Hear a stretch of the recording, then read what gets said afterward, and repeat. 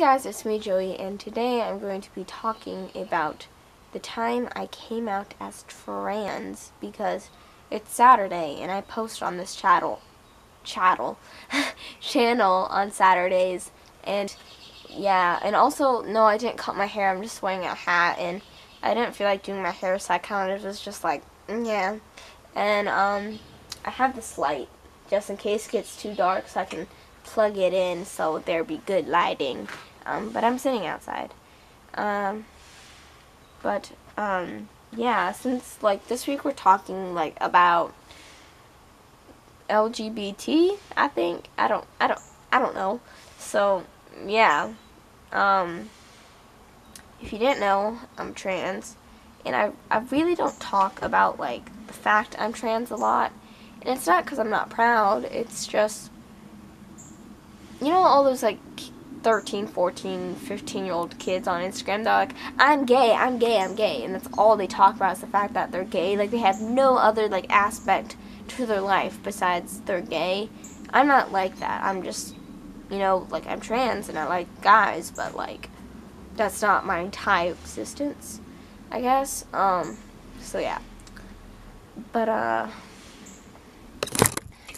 I'm not really like an emotional person, really. It's just ever like since my best friend passed a few weeks ago, I've just been a hot mess.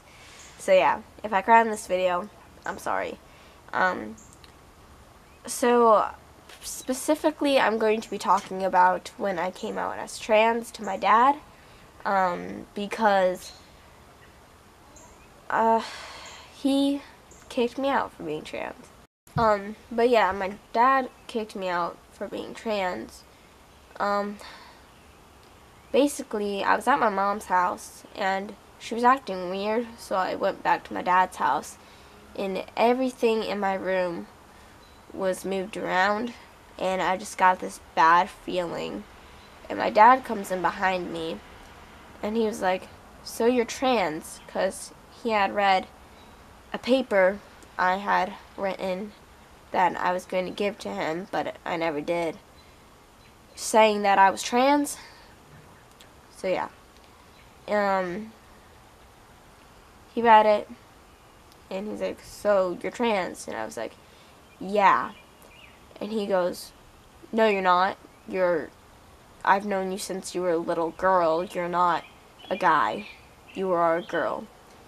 And I immediately started crying, and I was like, please leave me alone. So he left, and I just remember just crying and being extremely suicidal, because I can't legally live with my mom because I'm not allowed to, and it's kind of just like, what am I going to do? Like, what is he going to do? Am I going to be kicked out? Am I not? Because if I couldn't be Joey, there wasn't a point of living. Ever since I was really little, I kind of like imagined this person that I wanted to be, and ever like since then, I've kind of did everything in my power to try to be that person. It's kind of just like I created this whole world in my head that I wanted my life to be, and it's a super unrealistic thing, but it's part of that was being a guy. And it was like, what am I going to do if I can't do that? So he left, and he goes to Walmart, because, you know, redneck. You know, I feel like that's the most, like, redneck thing you could do. Like, I just disowned my kid for being trans, and now I'm going to Walmart. But yeah, he goes to Walmart, and I'm, like, texting him, like, are you going to support me? Or are you going to let me be me? And he goes, no. And I keep texting him, like, you're such a bad parent. You're not gonna let your own kid be who they are. And he's like, you're not allowed to do surgeries. Like, I don't want that. You're staying a girl. And I'm like, I'm not asking for much. I don't want surgery. I don't want tea. I just want to be called Joey and go by he, him pronouns. That's all I want. And he goes, I'll talk to you when I get home. And when it's my dad, that is a very scary thing. Because, you know, when he gets home, he's going to start screaming. And so he comes home, and all he just looks at me and goes, pack your stuff. And I was like, what? And he goes, pack your stuff, I'll help you pack. So he just goes up to my room, grabs, he hands me back, he goes, get your stuff out, you're not living here. And I started crying because I was like, where's he going to take me? So I brought, the essentials. I brought my hair straightener, my phone, a charger, headphones, and my pillow pet. And he goes, you're going to your mom's. And which is technically, it's not kicking you out. But I knew, if he's not letting me live at his house, and I legally can't live at my mom's house for over a certain amount of days, that means I'm going to end up being in a foster home. And I didn't want that because,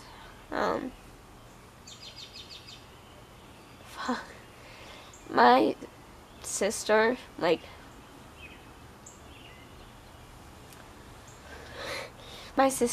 means the world to me.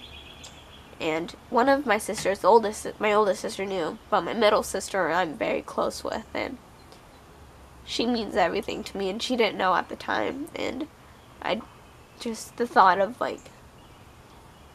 being separated from her, scared me, I guess. I'm sorry I'm crying, but it's hard for me to talk about. But, yeah, so he takes me to my mom's house, and my mom is just I go to my mom's house and I lock myself in a bedroom, and she's like, don't be on your phone, you're not allowed to be on your phone right now, you're too upset. And I couldn't understand what she meant. But she's like, don't go on your phone, unlock the door. And I was like, no.